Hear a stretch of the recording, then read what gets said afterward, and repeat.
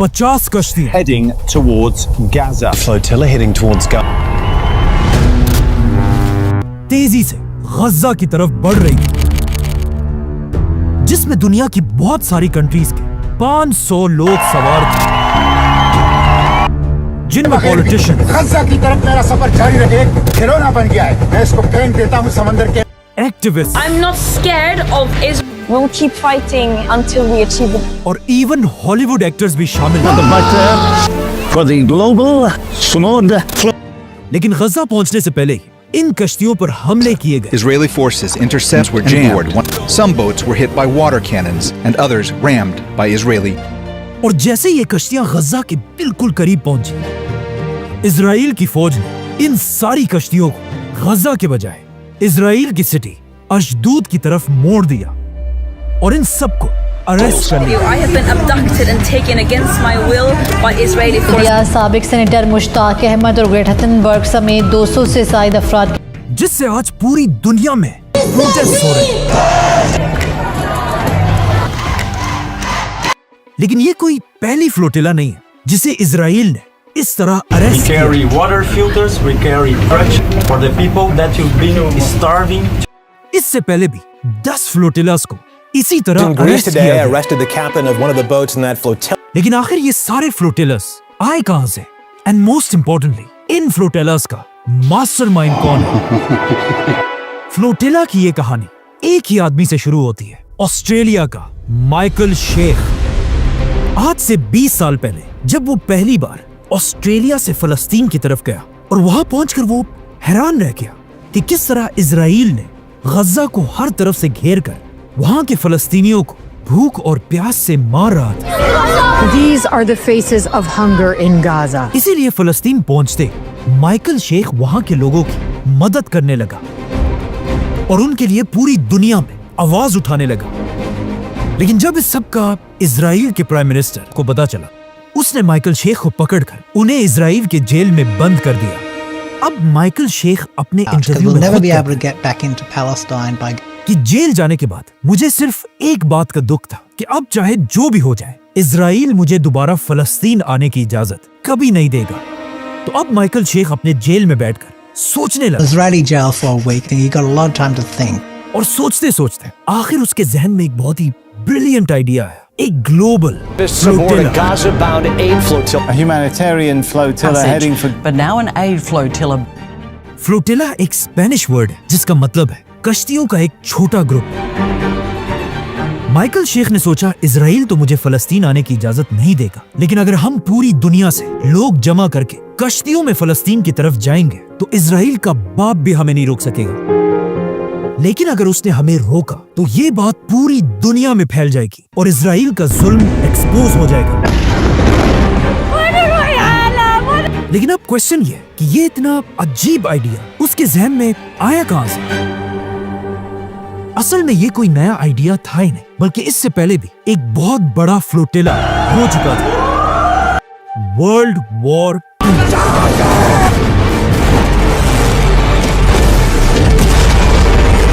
जैसे ही world war 2 शुरू हुई, जर्मनी के हिटलर की ताकत तेजी से बढ़ रही और वो एक के बाद एक मुल्क पर हमला कर रहा था। और पहली बार ऐसा लग रहा था कि अब finally the great British Empire Germany के हिटलर के सामने अपने घुटने टेक देगी, जिससे ब्रिटिश एम्पायर में सारों के हौसले टूट चुके थे। यहां तक कि इवन ब्रिटिश प्राइम मिनिस्टर ने भी हिटलर से डरकर रिजाइन कर दिया। लेकिन जैसे ही उसने रिजाइन किया, अब दुनिया के हालात बदलने वाले थे, क्योंकि ब्रिटिश एम्पायर में एक नया प्राइम मिनिस्टर आया जिसका नाम था चर्चिल।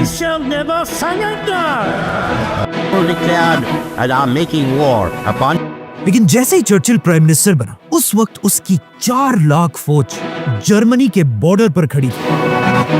ये देखकर हिटलर ने अपनी पूरी ताकत के साथ इस फौज पर हमला कर दिया और इस पूरी फौज को घेर कर उन्हें पीछे धकेलने लगा। आखिर हिटलर ने उन्हें इतना धकेल दिया कि वो पीछे हटते हटते एक बीच तक पहुंचे, डंकर्क। अब चर्चिल की ये 4 लाख फौज बिल्कुल फंस चुकी थी, क्योंकि उनके सामने हिटलर की 8 लाख फौज खड़ी थी और उनके पीछे सिर्फ और सिर्फ समंदर और ऑफ कोर्स जर्मन जेट्स इन पर बम गिराने लगे।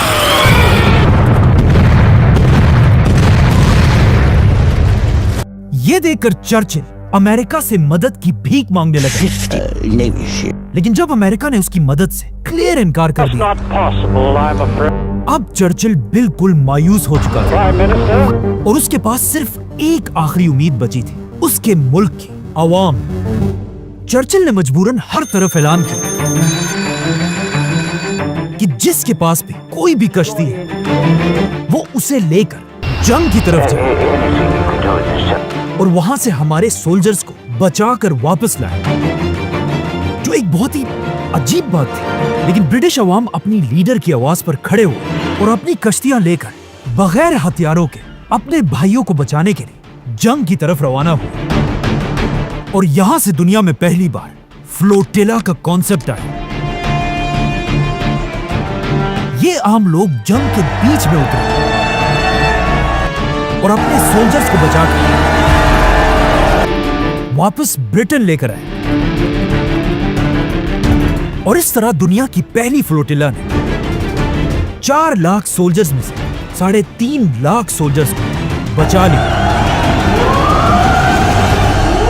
जिसे आज तक एक मिरेकल कहा जाता है। इसीलिए अब जब माइकल शेख इजराइल की जेल में बैठा हुआ था, उसके दिमाग में भी इसी फ्लोटिला का आइडिया आया, जिसके बाद जैसे ही वो आजाद हुआ, उसने निकलते ही अपने इसी प्लान पर काम शुरू किया और फ्लोटिला की कश्तियों के लिए पूरी दुनिया से पैसे जमा करने लगा। और आखिर 2008 में उसके पास इतने पैसे जमा हुए कि वो सिर्फ 2 कश्तियों को खाने पीने की चीजों से भरकर फलस्तीन की तरफ रवाना हुआ। और इस तरह वो इजराइल की पूरी फौज के मर्जी के खिलाफ एक बार फिर फलस्तीन में दाखिल हुआ और फलस्तीन के गरीब लोगों तक खाना, कपड़े, दवाइयां सब पहुंच जाए। इस पहली फ्लोटिला के बाद ये खबर पूरी दुनिया में फैल गई और इसके सिर्फ 2 साल बाद माइकल शेख और उसके साथी इस बार 6 कश्तियों के साथ 10,000 टन का सामान लेकर दोबारा फलस्तीन की तरफ रवाना हुआ, जिसमें उनके पास तुर्की के अर्दोआन का फुल सपोर्ट। मतलब जेल में बैठे हुए एक आदमी का छोटा सा आइडिया अब एक ग्लोबल मूवमेंट बन चुकी है और इजराइल का जुल्म पूरी दुनिया में एक्सपोज हो रहा था। लेकिन अब इजराइल इस बेइज्जती को और बर्दाश्त नहीं कर सकता था, तो इजराइल की फौज ने इस फ्लोटिला पर हमला कर दिया। और इन हमलों में इजराइल ने 10 आम लोगों को, जिनके पास कोई हथियार नहीं थे, मार डाला, ताकि ये सब अपनी कश्तियों को घुमाकर यहाँ से भाग जाए और कभी वापस ना आए। लेकिन ये फ्लोटिला इजराइल के हमलों के बाद भी आगे बढ़ती रही।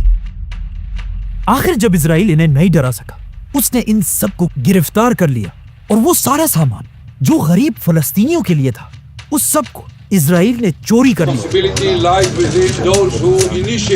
और इन सब को जख्मी हालत में वापस भेज दिया। अब इजराइल खुश था, क्योंकि उसे लगा अब किसी में भी इतनी हिम्मत नहीं होगी कि वो दोबारा ऐसी कोई हरकत करे।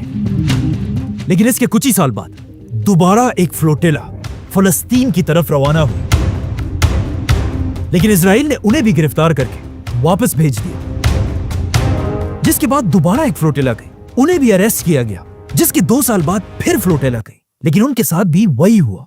लेकिन फिर भी फ्लोटिला फलस्तीन की तरफ जाते रहे और आखिर आज से 2 साल पहले जब इजराइल ने फलस्तीन पर सबसे बड़ा हमला किया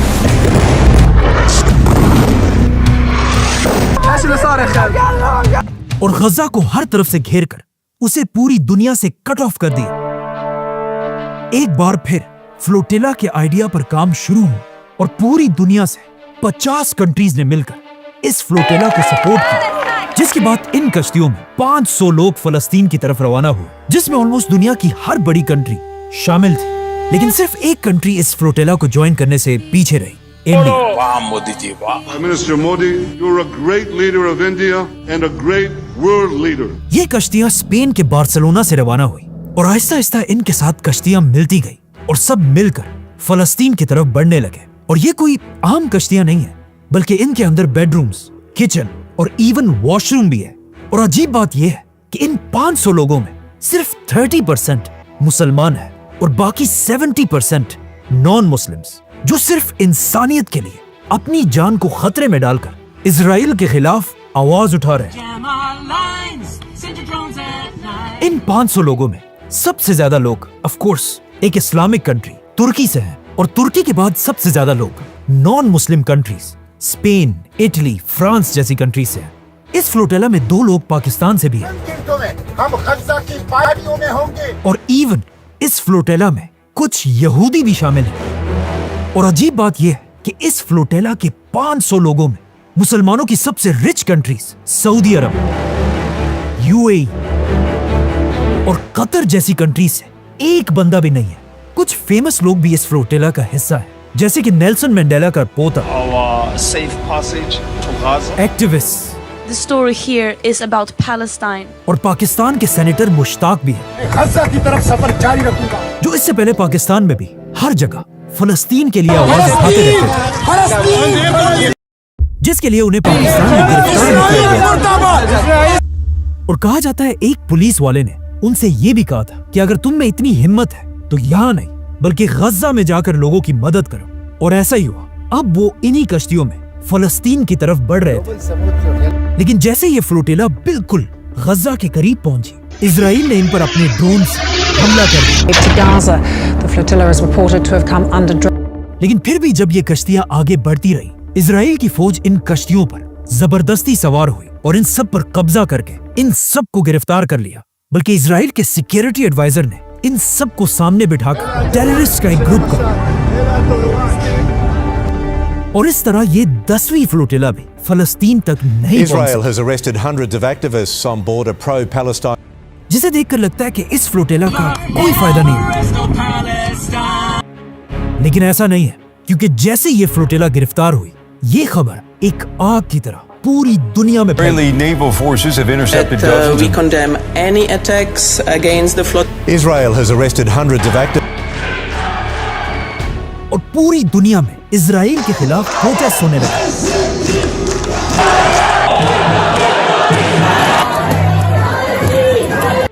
और सबसे बड़ी बात यह है कि कहा जाता है अभी से नेक्स्ट फ्लोटेला पर प्लानिंग शुरू हो चुकी है। और अगर ऐसा हुआ तो वो सिर्फ इससे नहीं बल्कि हिस्ट्री की सबसे बड़ी फ्लोटेला होगी, वर्ल्ड वॉर से भी बड़ी। और जब तक ऐसे लोग दुनिया में जिंदा हैं, लेकिन हमें खुशी है कि हम गज़ा के लिए नहीं। इजराइल का सुल्तान हमेशा एक्सपोज होता रहेगा। Strikes in Gaza. Israeli strikes are again rattling Gaza. Subscribe